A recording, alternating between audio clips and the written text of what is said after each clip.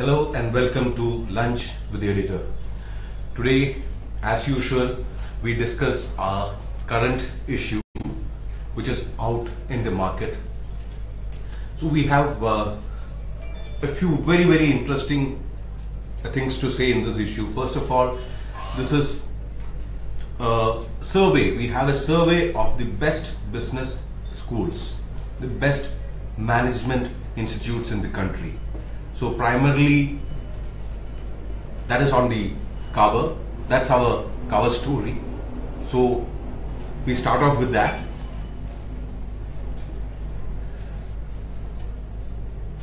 There aren't many big surprises. The best business school is obviously the one that we all know about. That is the Indian Institute of Management, Ahmedabad. Then IIM Calcutta, FMS Delhi, IIM Kozhikode. So when I just list out what we have, obviously the top one, as Rajesh said, was Ahmedabad, then IIM Calcutta, FMS New Delhi, IIM Kozhikode, then IIM Indore, IIM Shillong. That's an interesting one. Yeah. And then we have SJ Mehta School, IIT Bombay, Mumbai, DMS IIT Delhi, New Delhi, IIFT New Delhi, DMS IIT Madras. So these are the top 10. Then we have various others. And we also have on the cover, we are looking at women entrepreneurs who were forced to share the burden of the family, primarily people who had to take over from where their parents or their husbands left in very difficult circumstances, and then who turned their companies around and made them into huge successes. So who else but Anu Agha to write about it? So we have a column from Anu Agha, the former head of the engineering firm Thermax. She had joined the firm as the HR head when her husband had a heart attack. After that, when her husband passed away, she took over the company, she turned it around, and it was a brilliant success, as we all know. So there are a few others also, very gutsy women. Absolutely. Who made it very big. So that's also there. But more importantly, Pranay, you have written extensively about the Rohingya crisis, and that is what we are going to discuss today. See, is the Nobel laureate Aung San Suu Kyi, is she a villain? Why is she being portrayed as a villain everywhere, wherever Rohingya crisis is being discussed? See, like for instance, the Time also has the Rohingya crisis on its cover, and there also she is being termed as a villain. Is she a villain? I don't think so, frankly. I mean, that would be putting it very simply, and looking at the entire thing, a very complex issue in black and white.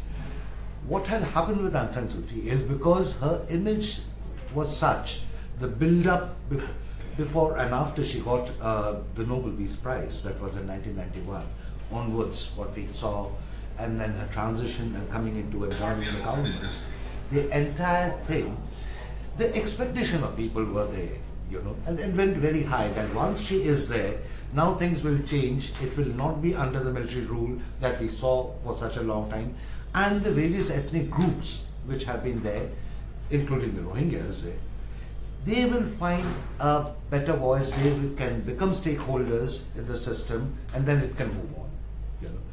But most of them did not realize or did not really analyze the constitution that under which she has been elected, which has not been changed, and you can't really change it now because the military has made sure that 25% of the seats are nominated by them in the national parliament. In the national parliament, the major 25% of all the seats in the national parliament are not elected directly but are nominated by the Myanmarese junta, the Myanmarese army.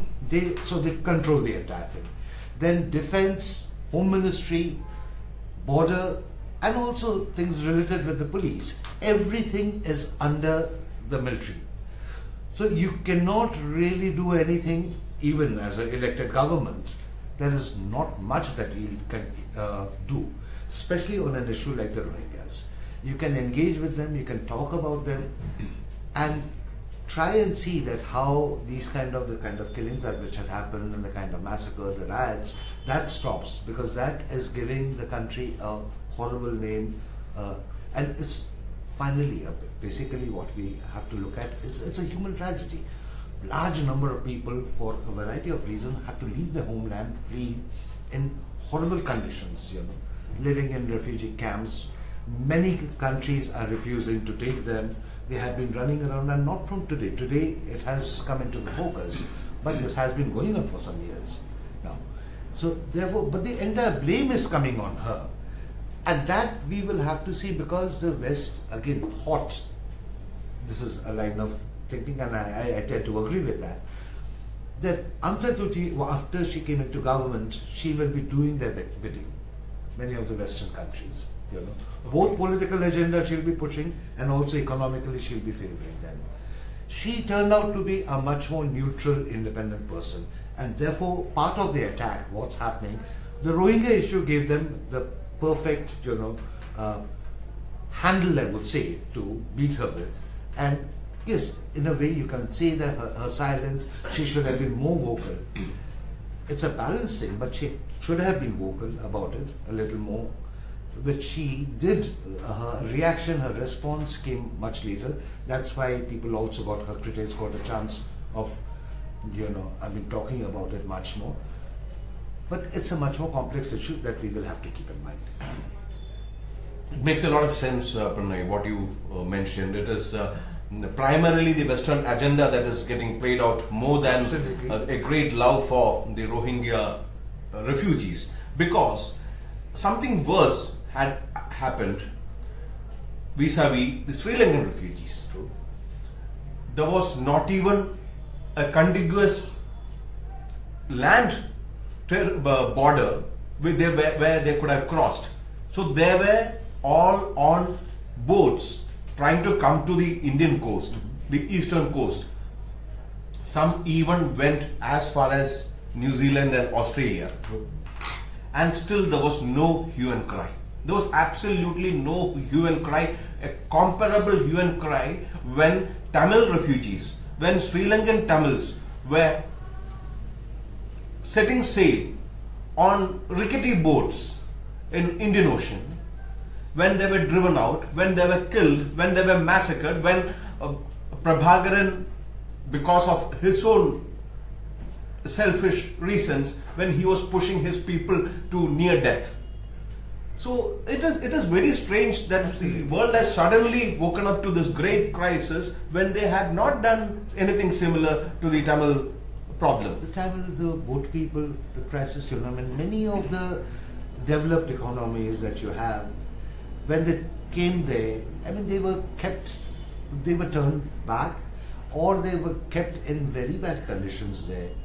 So half the time when we are talking about the Rohingyas, yes, of course, it's a human tragedy. Let's not forget that. That is something we will have to accept, what's happening to these hapless people.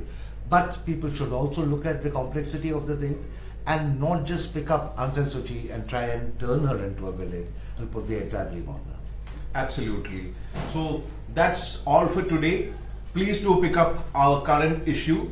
This is the survey of the business schools, the best business schools in the country. The survey done by Outlook and Drishti. So that's our current issue. Please do pick it up. That's all for today. Thanks once again for joining.